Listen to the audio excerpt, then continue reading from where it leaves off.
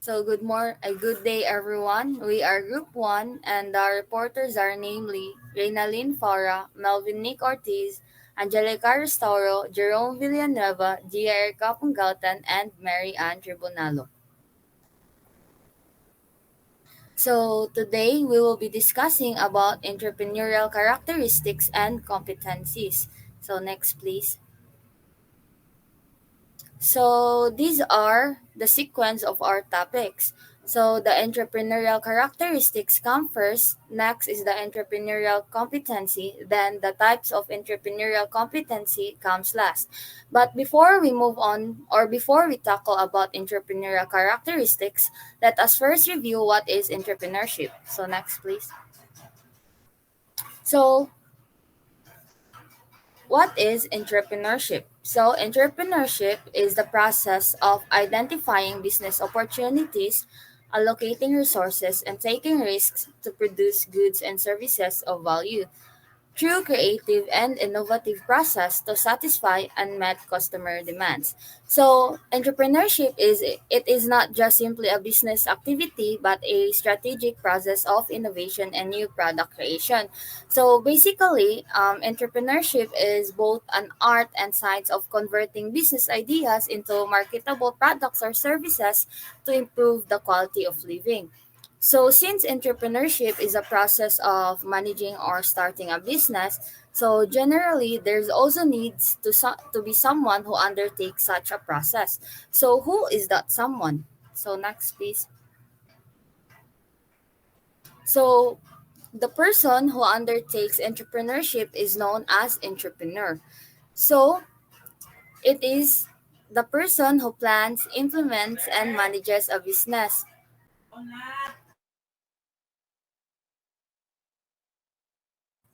So, being an entrepreneur requires a unique way of thinking. So, while most individuals seeks refuge, ang mga entrepreneurs kay mo take sila og bisan unsa nga risk. They aim to generate employment instead than taking existing ones. So, ang ila ding objective is to own the box rather than to think outside of it. Entrepreneurs create their own market rather than imitating other entrepreneurs' market. So if you are an entrepreneur, then you must be a risk taker, be innovative, possess business acumen, and see potential opportunities in the community. So next, please. So, di ba, all of us have this what we call mindset. So, unsa din na ang mindset? So, a mindset is a mental attitude or inclination. So, it is a person's way of thinking and their opinion. So, your mindset, it is a set of beliefs that shapes how you make sense of the world and yourself. Maka-impluwensya din siya kung maka-impluwensya siya of how you think, feel, and behave in any given situation. So, it means that what you believe about yourself gives impact about your success or failure rate. So, pero as an entrepreneur, kay dapat naasad ka aning entrepreneurial mindset. So, unsa din na ang entrepreneurial mindset? So, it is a way of thinking that enables you to overcome challenges, be decisive, and accept responsibilities for your outcomes. It is a constant need to improve your skills, learn from your mistakes, and take continuous actions on your ideas. So, anyone who is willing to do the work can develop the entrepreneurial mindset. So, since na naman taan ng entrepreneurial mindset, makapangutan na sa taba na what ay unsa di gamit sa entrepreneurial mindset sa usa ka business. So on the next slide, Mary will answer that question and she will also discuss about the entrepreneurial characteristic. So I will now give the floor to Mary Ann Tribunalo. Next slide. So good day, I'm Marian Tribalo, and I will discuss about entrepreneurial mindset, why it is essential for business. So first is, if you are starting out in a business world, you might feel a little overwhelmed with all of the information out there. You probably been doing plenty of research and you might come across the idea of entrepreneurial mindset, which is above all, and a mindset that will help you to succeed in the world of business. The essential of an entrepreneurial mindset are among other characteristics. The lack of fear when it comes to innovation and taking risks, and the ability to take failure into stride. If you consider yourself an entrepreneur, it's important to know why an entrepreneurial mindset is important for business. So first is entrepreneurial mindset is important for business because thinking like entrepreneur will help you right from the beginning. You have you have a for example, you have a plan for a business. So you already figure out all of the details and you're about and you're ready to start making money. But sometimes it's normal to feel worried or anxious about your new venture. So creating that entrepreneurial mindset will help you to think about what you're doing and why. It will help you to know where do you would like your business to lead you and what risk you're willing to take to succeed. If you know the answers to these questions, you'll be ready to tackle all the challenges your new business throws at you because you are already prepared. Next is an entrepreneurial mindset will help you in other areas of your life. Being willing to take risks and accept failure is a unique skill that isn't relevant solely in the business world. Incorporating an entrepreneurial mindset into your everyday life will help you to minimize the importance of failure and rejection in your life. It will also help you to keep moving forward even when things are difficult. Additionally, being able to plan ahead and foresee potential problems are, are a key part of an entrepreneurial mindset because it will help you to live a more organized, less stressful life. In turn, this will help you to better run your business. So in short, you are a positive-minded nga tao. Next is having an entrepreneurial mindset will encourage creativity. You started your business and things are going well. For the most part, there's just that one problem. So nagka-problema ang imong business. So if you are open to innovation and willing to take risk, you'll be more likely to think outside the box. If something isn't working well, there may be more than one to fix, and you shouldn't always fall back on the simplest or safest method. Critical thinking is the key to a successful business, and being willing to find creative solution even if it might mean more work, it will help your business greatly in the long run. So, being creative being a creativity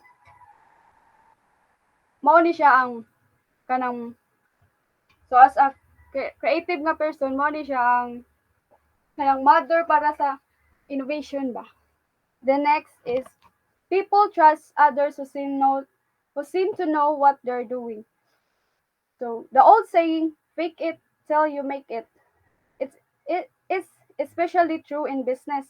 If you do your best to think, feel, and act like an entrepreneur, people will treat you like one. By channeling an entrepreneurial mindset, you'll be able to make new contacts with ease. So, being a para mosalig ang tao nimo, dapat confidence ka nga kabaw ka sa business. Bisan lang gud mo lang i-atik-atik nga kabaw ka na pero antud maanad ka ba nga kinalahan gi-fake pa nimo nga maayo ka na pero kadugayan maayo na jud ay ka na. So, I see it as a practice makes perfect mo na siya. The next is thinking like an entrepreneur will enable you to take healthy.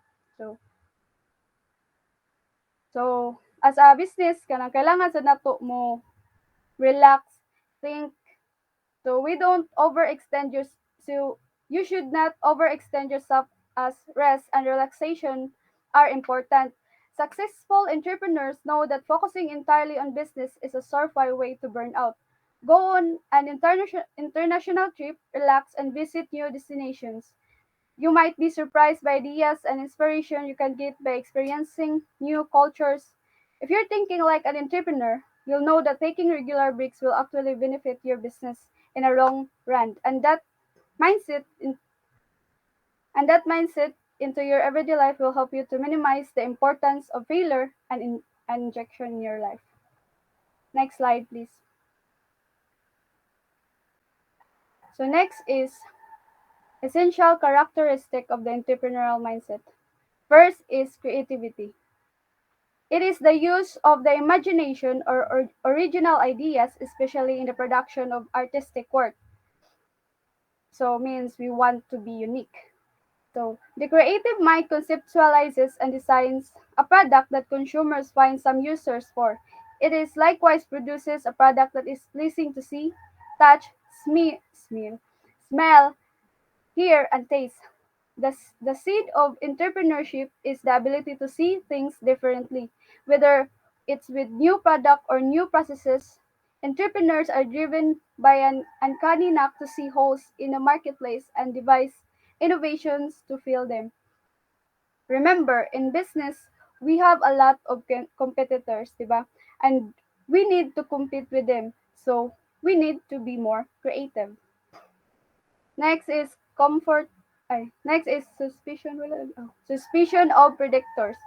Entrepreneurs tend to labor under the assumption that data is sole predictor of an outcome, especially in new markets and with new products, where data is largely interpretive or extrapolated. Entrepreneurs are undoubted by the typical predictors that may put off painter hat. So, it's up to us or it's up to you kung mo take kaan ang challenge. Next is comfort with uncertainty. Similarly, a distrust of prediction and analysis creates an atmosphere where uncertainty rolls where uncertainty rolls. Indeed, uncertainty is the very essence of entrepreneurship. So, it is the test of how resilient you are or how do you embrace those challenges that maabot sa at while nag-business ka. Next is openness to experimentation. A comfort with experimentation goes beyond educated trial and error. The ability to experiment with products, processes, and outcomes. So no matter where the result may lead is the key element of this quantity. So at first hand, that is what we think that it is actually we are making a trial and error. So do not think of course baka na kita nga masucceed jud atong business na maka-earn tag more money or maka-income ta. However, we should also not expect too much kay too much is not good to your health. So if you're planning to up your own business, you should think about trial and error. Kay naa dyan na sa business. Next is functional humility. Means let us be humble. Dapat humble lang jud ta nga tao. Egos can destroy the very best ideas. Entrepreneurs who are committed to solving a business problem or reinventing a product or service display function humility. So, it means na dapat creative ka din with humility. Di ka makakuha ng laing tao. So, next slide please.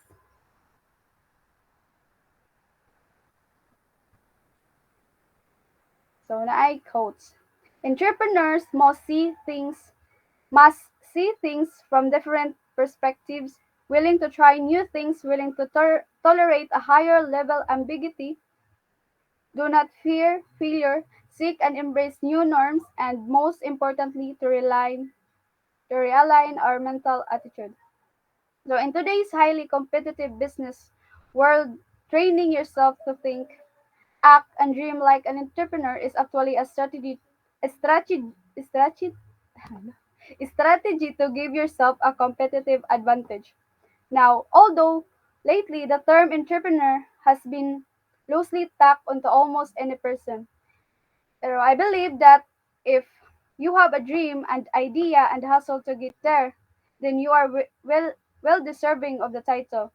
So the important thing is that you are passionate about what you are doing, you achieve success, and you're truly making a difference in the world around you. So the next Manako, then the next presenter is Faura. So thank you, Mary. So at this point, we already tackle about or recall about the entrepreneurial mindset which resonate to us and result in our characteristic. So let us now talk about entrepreneurial competency. But before that, let us first define the word competency based on this picture. So in this picture, we can see that the word competence is composed of experience, knowledge, skills, behavior, performance, and goals.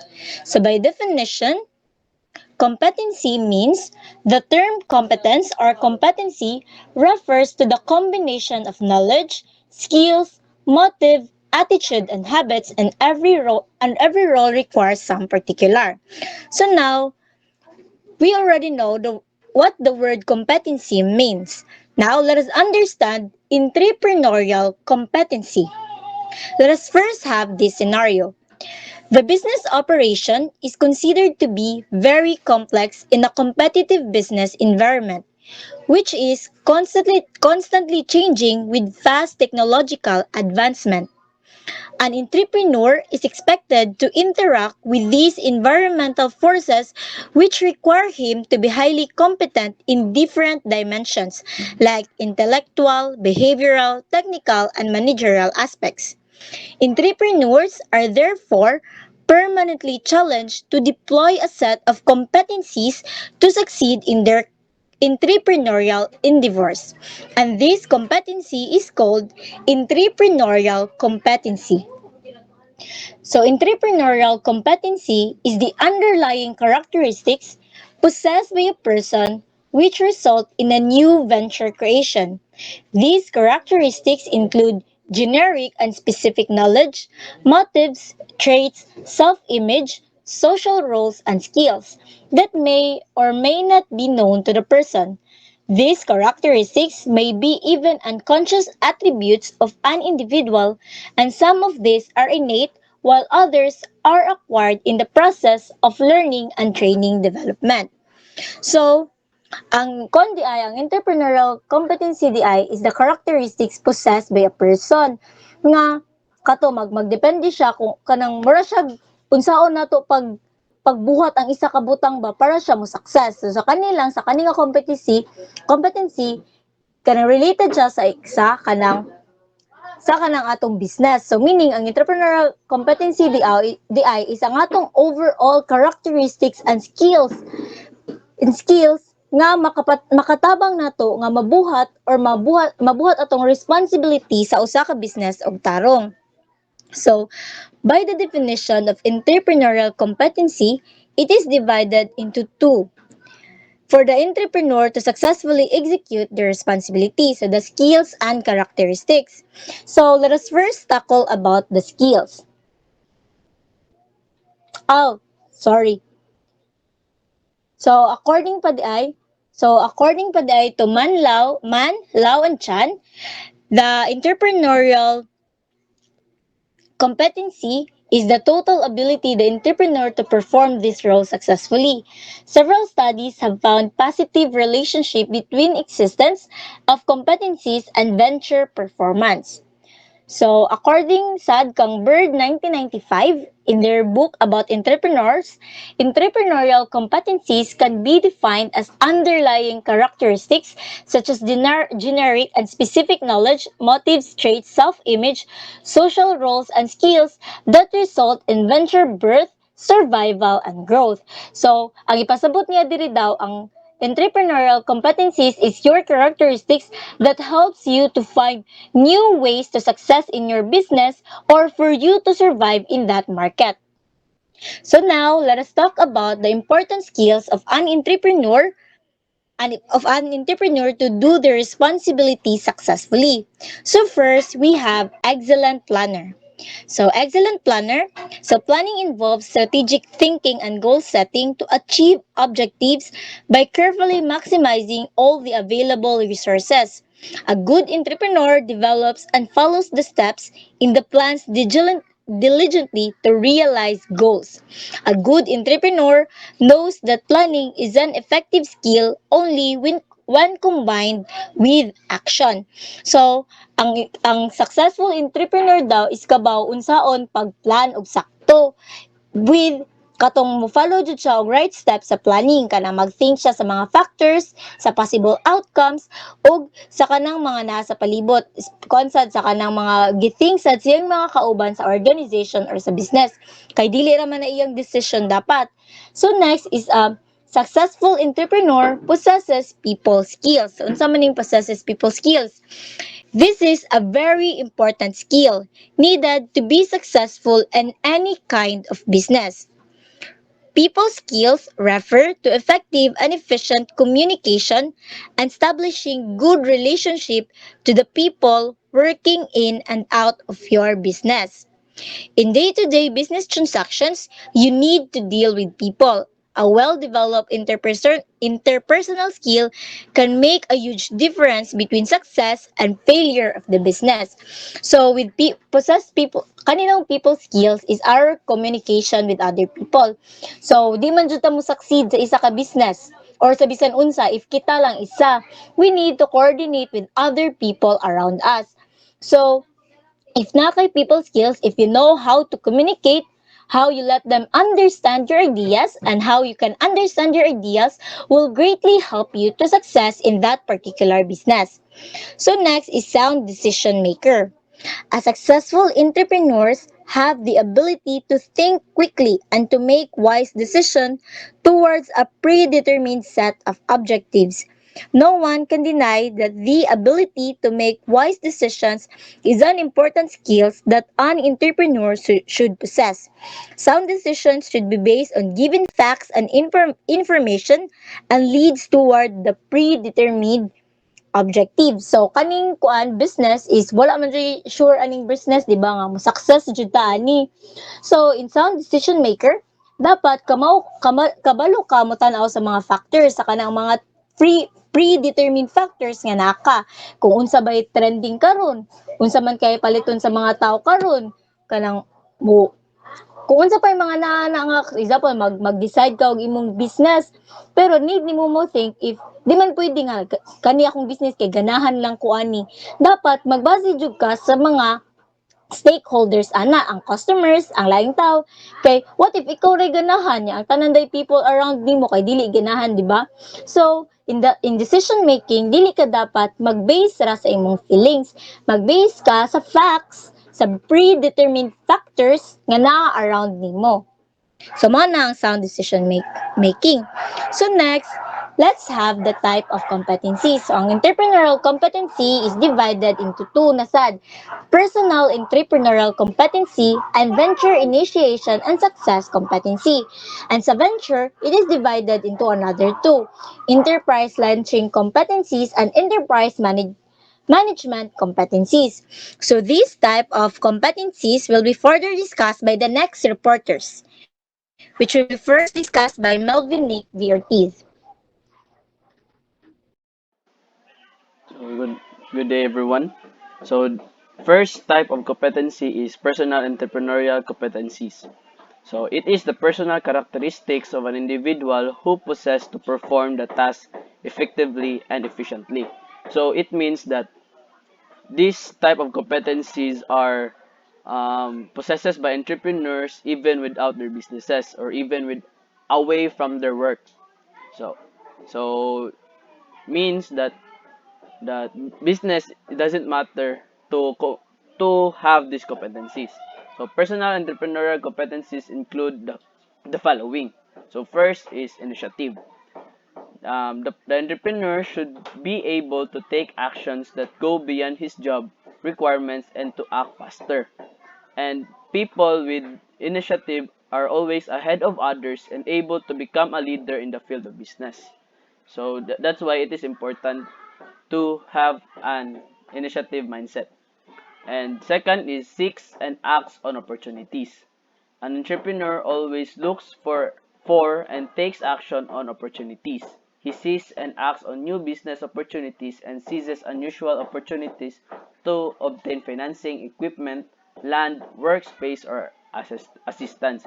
So a person with this kind of competency always um, see and act upon on the opportunities they found para sa enhancement sa iyahang business or siyang self. And and the next is persistence. So persistence, having this kind of this competency is able to make repeated efforts or to take different actions to overcome an obstacle that get in the way of reaching goals.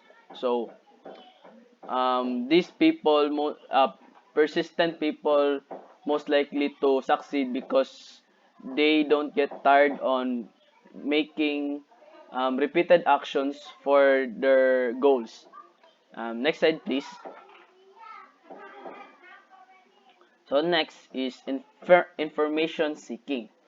So an entrepreneur is able to take action on how to seek information to help achieve business objectives or clarify business problems. So people with a competency of information seeking always research, and if they have questions on their own, they don't leave it as a question, but it must be answered. So they always look for references para sa ilang questions na come up silang mind. And the next is concern for quality of work. So an entrepreneur acts to do things that meet certain standards of excellence that gives him a greater satisfaction. So a good entrepreneur or a person with this kind of competency always chase excellence. No, um, they always choose excellence than the quantity. They always choose quality other than making many, di ba? So that's why they always they always being praised by others because of the good quality of their work. So next is commitment to work contract. An entrepreneur places the highest priority on getting a job completed. So they make a personal sacrifice or take extraordinary effort to complete a job.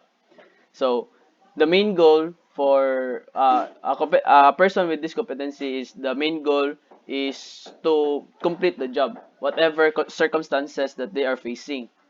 So mao na ang kasagaran mindset or competency sa usa ka entrepreneur. And next is efficiency orientation. A successful entrepreneur always finds ways to do things faster or with fewer resources or at a lower cost. So, so an entrepreneur always should always find ways to lower the cost of the production and to have an efficient operation, because in this way we can, in lowering the cost, we could get a higher profit. So next is systematic planning. So an entrepreneur develops and uses logical step-by-step plans to reach goals. They plan by breaking a large task into sub-tasks and develop plans, then anticipate obstacles and evaluate alternatives. Diba? So a person with systematic planning always anticipate the worst situations that ahead, and they always um kanang always sila kaning smooth lang ang ilahang dagan sa ilahang plans ba, because na-anticipate na nila daan ang circumstances, possible issues and all, and kana. So the next is problem solving. Entrepreneurs identify new and potential unique ideas to achieve his goals. They generate new ideas or innovate solutions to solve problems, and they take alternative strategies to solve the problems. So a person with a problem solving competency always think immediately. No, they always that they did not lose their guard. They always um positive to solve the problem, because if they are thinking negative, then they will not able to solve the problem efficiently or effectively. Then next is self confidence. Entrepreneur will with this competency will have a strong belief in self and own abilities. They express confidence in their own ability to complete a task or meet a challenge. So, a person with a self-confidence, no, or entrepreneur always be on top because they believe on themselves, they believe on their capabilities, their skills, and because of that, um, they always push through their goals and their missions. And next is assertiveness. An entrepreneur confronts problems and issues with others directly. So, meaning, people with who is assertive have a strong personality to address the problem personally to the other person, or um, vindicate the claim to assert their own rights on others. So they always give, they always no, kaning they assert themselves ba, like kanang ipakita nila sa ubang tao na I have the authority, especially sa employees, I have the authority to do this and I have these rights, then you have to respect me, ana. And persuasion. Entrepreneurs with these competencies successfully pursue others to perform the activities effectively and efficiently. So, a person with persuasion means it means that you are influential. You are influential to others to be effective, to be productive, and to be efficient. And this kind of people are the good entrepreneurs or good managers, because they put their members or their employees to their maximum level or to their maximum competency. So next slide please. So next is use of influence strategies. So an entrepreneur is able to make use of influential people to reach his business goals. So so an entrepreneur, if you are yet if you're not yet a big business, so you are achieving, or your goal is to be on top, right? So to be on top, you have to surround yourself with good businessmen as well. So they always reach out for them, or to have a partnership with them, so that your business as well will grow, diba? Ana. And monitoring. Entrepreneurs with this competency normally monitor or supervise all the activities of the concern to ensure that the work is completed by maintaining good quality. So a good entrepreneur will monitor the business always, or check the work of the employees, and a person with this skill of good monitoring will always result in a good quality of work, or will always be kanang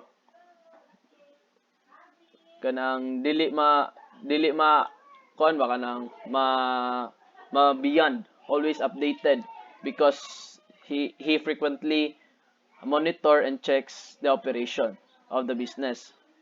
And next is concern for employee welfare.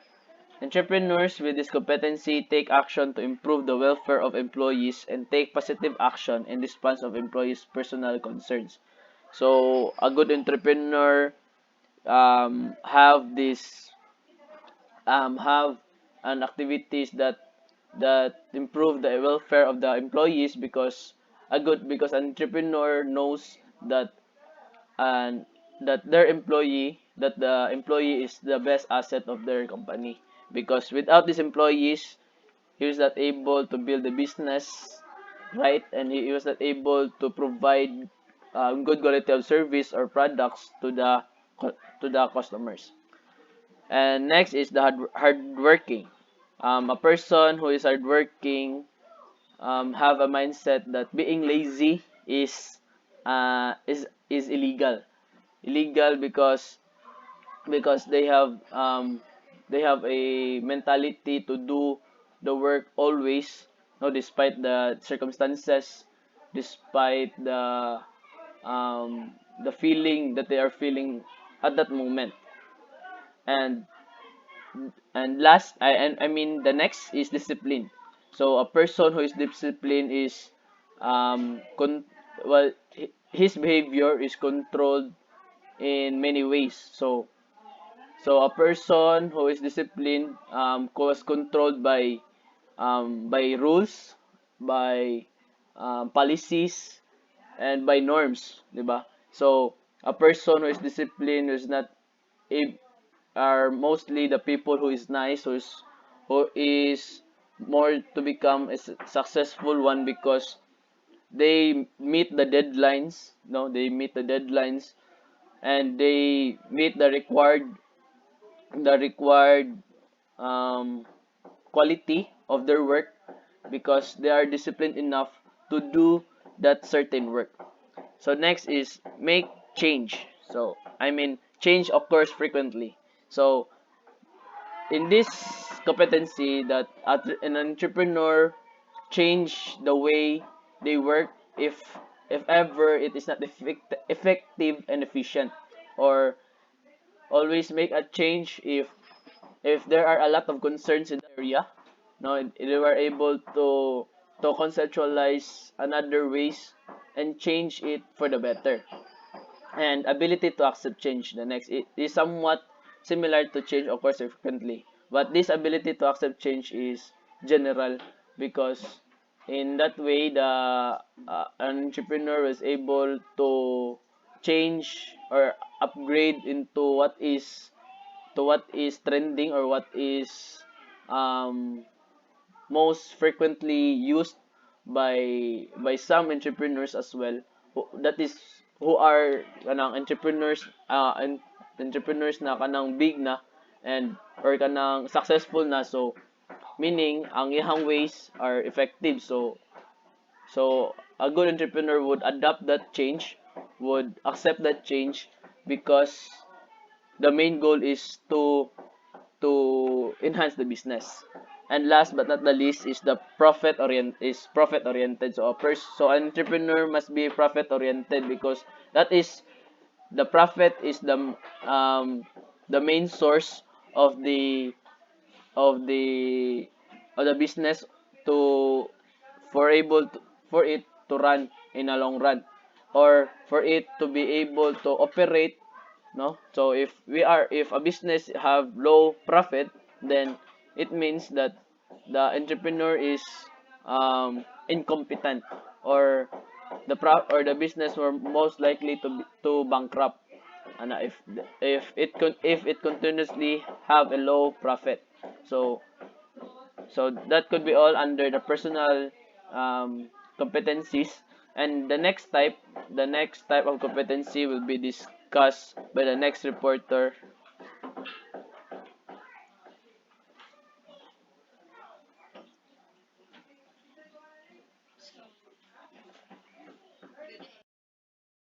Good day. I am Angel Casiri Tauro, and I am going to report about the next type of competency, which is the venture initiation and success competencies. So, in addition to personal competencies, entrepreneur must also possess the competencies required to launch the enterprise and for its growth and survival.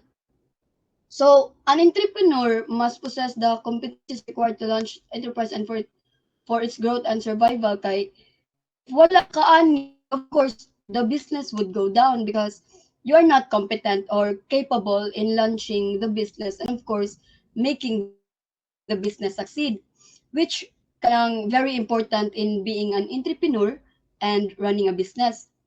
So this time I will share to you the venture initiation and success competencies, which is further divided into two categories of competencies. So, which are the enterprise launching competencies and the enterprise management competencies. So next slide, please.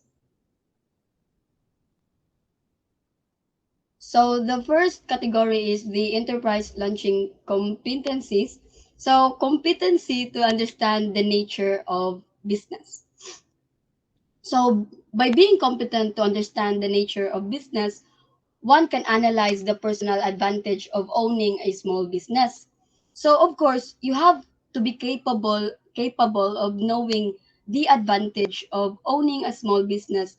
Like kuan, ang advantage na niya, you can set your own schedule, you are the boss, etc. So those are the few examples of owning a small business. And you have to know that because dili kay kanang imo lang awa kung naka small business basta imo i-lockdown imo galing kay small ra.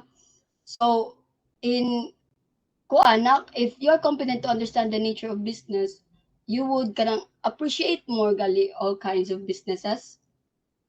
So mo na siya. And the next one is to analyze the personal risk of owning a small business. So, of course, if you are competent to know the advantages of small business, you must also know its risk or disadvantages because remember sa tanan butang na dyan ay advantages and disadvantages. And the next one is to analyze how to maximize the opportunities and minimize the risks of owning a business. So, kani kay you can do SWOT analysis since kanang ang SWOT analysis baya kay is a simple but powerful framework for kanang analyzing your organization's strength, weaknesses, opportunities, and threats. So the next one is the competency to determine the potential as an entrepreneur. So as an entrepreneur, you must know your strength and weaknesses, like your own potential, because kitang tanan na jud tay potential, and of course nasa limit ato ang potential. And it is very powerful if you know your potential and you can hone it, especially as an entrepreneur. So with being capable to determine your potential as an entrepreneur, you can consider the potential qualification and abilities needed to manage own business and to evaluate the own potentials for decision making, problem solving, and creativity. And lastly, to determine own potential for management, planning, operations, personnel, and public relations. So makabaw ka unsa na abilities and kana siya magamit na nimo in managing your own business. And unsa akong so next slide please. So the next one is the competency to develop a business plan.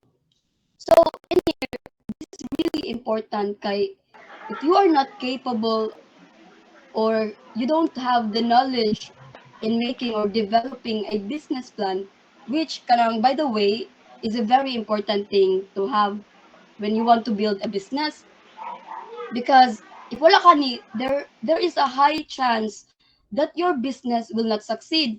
So with this, if you with this competency to develop a business plan, you can identify how a business plan helps the entrepreneur. You can recognize a business plan. You can recognize how a business plan should be organized and identify and use the mechanisms for developing a business plan. So the next one is the competency to obtain technical assistance. And so technical assistance is kanang commonly referred to as kanang consulting. So it is the process of providing targeted support on organization with a development need or problem. So kani it is an kanang effective method for building the capacity of our organization.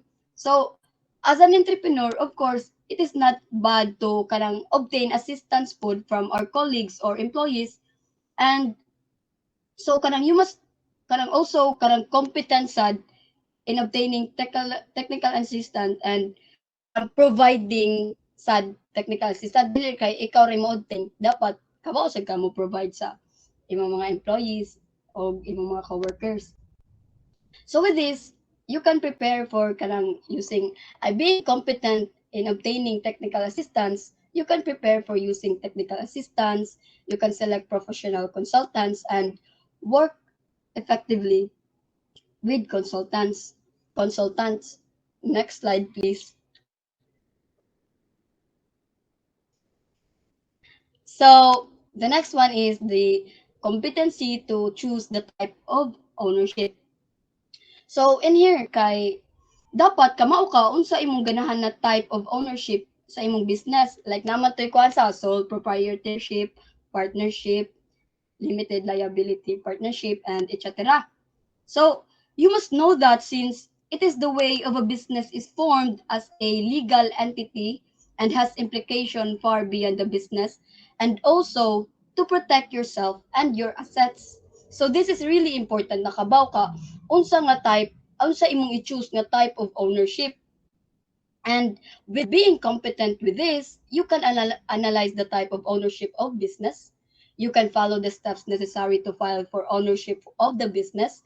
And also, you can define politics and procedures for a successful multi owner. So, the next one is the competency to plan the target strategy.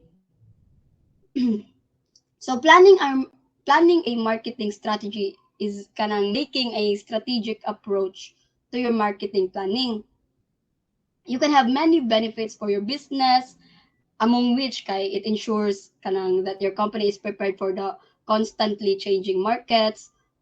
And also with this, kanang you have to also remember the SMART goals, and a good plan for your marketing activities are kanang key to build on your competitive advantage. So, marketing strategies is one of the most important things to consider when running a business. Kaya wala ka ni kung strategy, how would your business be kanang unique from other businesses, or how would kanang mo kuan gisa na siya ay kanang kuan sa uban bada advantage kana. Dayon, being competent with planning market strategy, you can use good classification and life cycle analysis as planning tools for marketing. You can develop and modify marketing mixes for a business. You can use decision making tools and aid in evaluating marketing activities, and also evaluate operations to improve decision making about marketing. So, next slide, please. So, the next one is competency to locate the business. So, kani siya, deciding where to locate a business has always been important bansa. So, location plays a huge role in attracting and retaining the best employees and customers, many of whom keep a close eye on where they are based in order to optimize work-life balance.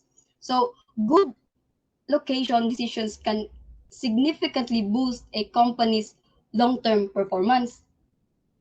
So, dapat you are competent to kanang locate asa nimo ibutang yung business, because what if sa desert nimo ibutang yung business, of course wala mo palitan na ato jud ka sa daghan mamalit tanaw nimo ang kanang demography ana okay nga na. And by being competent in locating the business, you can analyze customer transportation, access, parking, and so forth. Example of this kanang relative to alternative site locations. So you can also complete a location feasibility study for the business. O itong gingon ninyo, katong tanaw nimo ang demography, ingana kasi mga kasagaran mo dira. And also, you can determine the cost of renovating or improving a site for the business. And lastly, you can prepare an occupancy contract for the business. So the next one is the competency to finance the business. So for businesses, finding a suitable funding model is vitally important. So take money from the wrong source and you may lose part of your company or find yourself locked in repayment terms that impair your growth for many years into the future. So of course, kung di ka kabaw mo manage sa imong finance sa imong business, so may tabo it will surely bankrupt or go down. So you must be capable or competent in financing your business. Dapat kabaw ka mo kunit og kwarta uy. And because being competent with this, you can describe the source of information available to help in estimating the financing necessary to start a business. And next slide, please. You can determine the finance necessary to start a new business, and you can prepare a project profit and loss statement and projected cash flow statement for the new business, and prepare a loan application package. So you really need, so as an entrepreneur you really need to be competent in handling money or financing your business. So the next one is competency to deal with the business. So kani siya murag nakuha na siya sa asahol sa kay if you know how to deal with the business and have a well-defined competencies, it can help foster and strong corporate culture, build a more aligned workforce, and establish key competitive differentiators. So, murag ni siya, dapat you need to know how to deal with the business. Kay if dili, again, na chance na mo go down yun na. And by being competent with this, you can determine the need for legal assistance. You can select the provisions that is desired for the lease. You can prepare the sale contract or such as credit sales or long-term sales that may utilize in the contracts and evaluate contracts and determine the need for protection and of ideas and intentions. So, mao na siya. And next slide, please. So finally, the last one is the competency to comply with government regulations. So, kani siya, regulations ensure that companies compete fairly with no businesses obtaining an unfair advantage over other. So, kanang smaller businesses with unfair or unsafe market tactics and keeping an open playing field where large businesses cannot lock small businesses out of the market. So, no matter the industry or company size, all businesses must adhere to certain laws and regulations as part of operations. And if you can't comply with government regulations, possible na ma-close imong business or worse no kay makasuhan ka. And so by being competent to comply with government regulations, it can help to kanang appraise the effects of various regulations on the business operations, acquire the information necessary to comply with the various rules and regulations affecting the business, and also develop policies for the business to comply with the government rules and regulations. So that is all, and the next reporter will be Jerome Villanueva. So Jerome. So thank you for that, Miss Angelica. So today I'm going to discuss the enterprise management competency.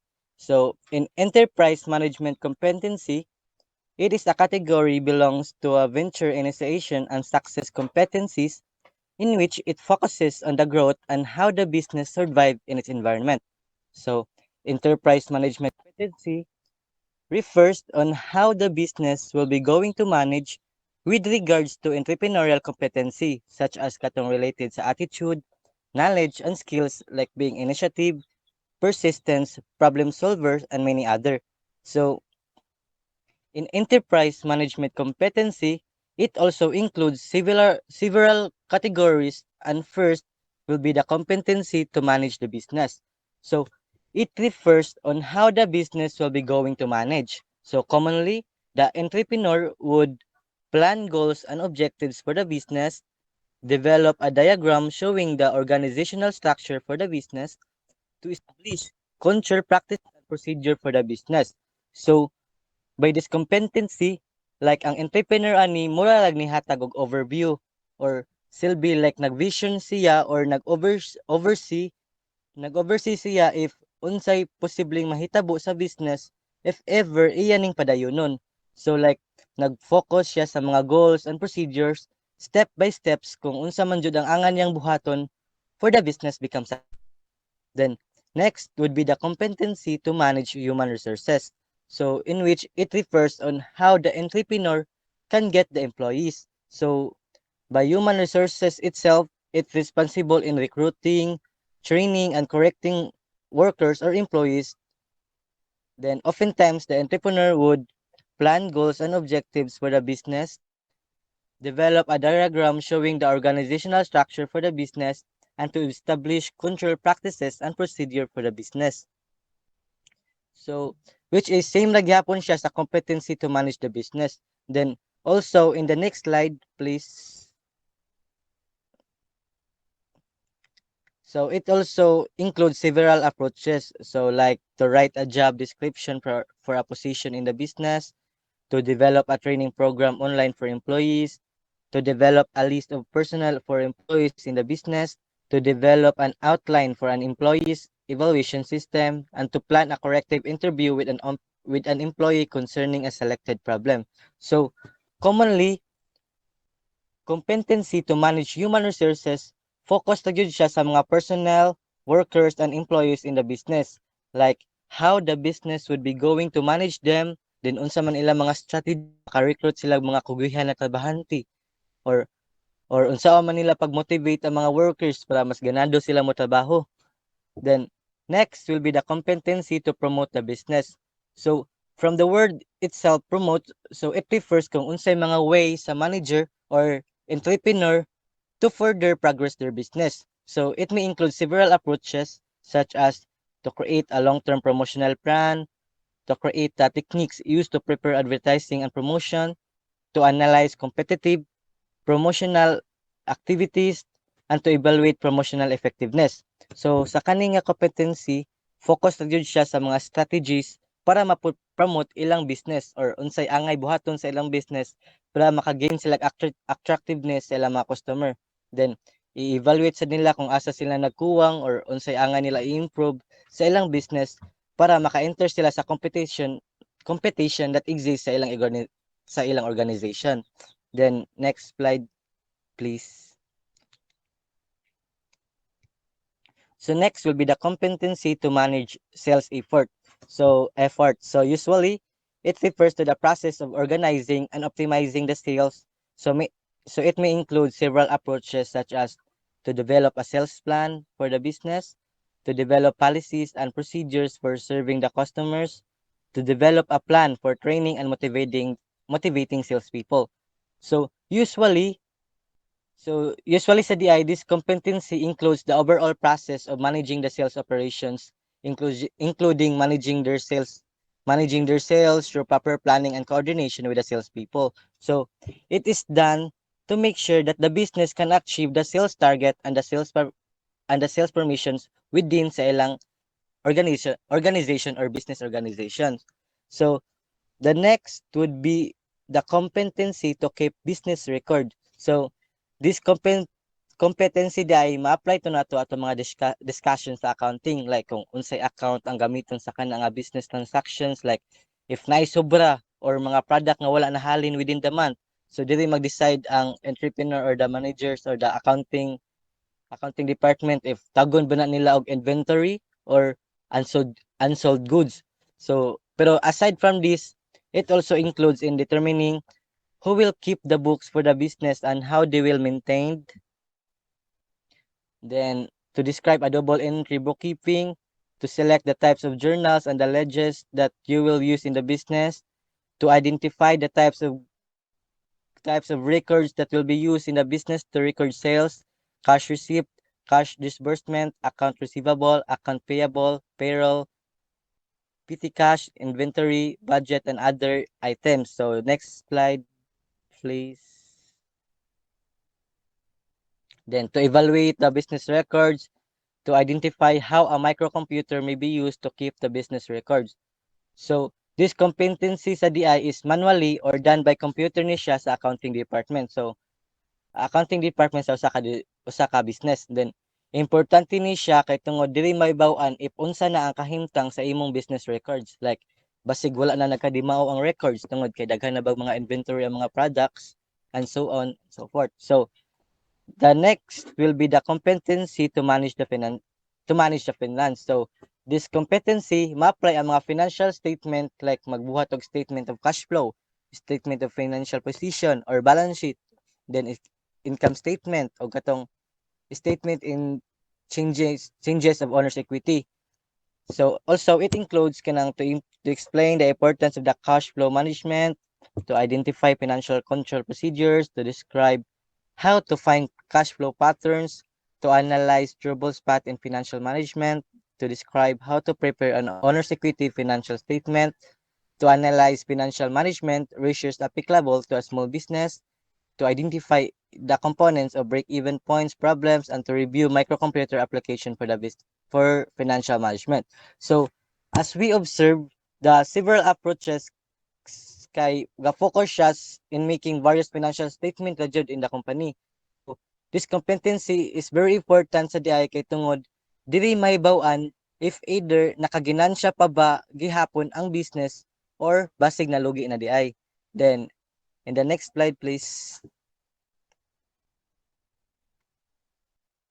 So the next will be the competency to manage customer credit and collection. So this competency refers to mga utangan na customer or kanang gitawag na creditor through credit loans. So refers sa ni siya sa mga pending nga utang na need pa i-collect sa business. So it also includes several approaches like to analyze the legal right and resources of credit guarantors, to develop a series of credit collections reminder and the follow-up activities, to develop various credit and collection policies, to prepare a credit promotional plan, to discuss information resources and system that apply to credit and collection procedure. So, as we can see, several approach in this competency kay nag-focus sad sa policies, legal rights, and discuss information resources. So, since utang man ang gisgutan diri nga competency, so nag mga legal terms or mga kasunduan to make sure na mabayaran dito ang mga so mostly ang mga mangutang kay mahatag na sila collateral like kung dili sila makabayad nga dili sila makabayad ang utang sa ilang gikasunduan na time na sila ibaylo like ibayad ba nila ilang sakyanan or other properties or mga balay sa mga nangutang mo na ilang i-exchange sa katong ulang utang. So for the last competency will be the competency to protect the business.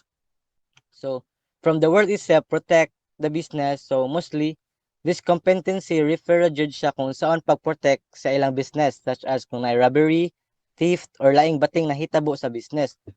Also, it includes sa DI to prepare policies for the firm that will help minimize losses due to employee theft, vendor theft, bad checks, shoplifting, robbery, injury, or product liability, and also to determine the kind of amounts and cost of insurance needed by the firm. So, mostly jud, this competency refer jud siya kung unsay angay buhaton sa business if ever there is something bad happened in the business. So, in this competency at all cost, the primary goal is to protect the business jud no matter what happened. So, next. So that could be all. This is the end of our topic for the entrepreneurial characteristics and competency. I hope you learned some new things and enjoy our topics. Thank you and God bless. Have a great day.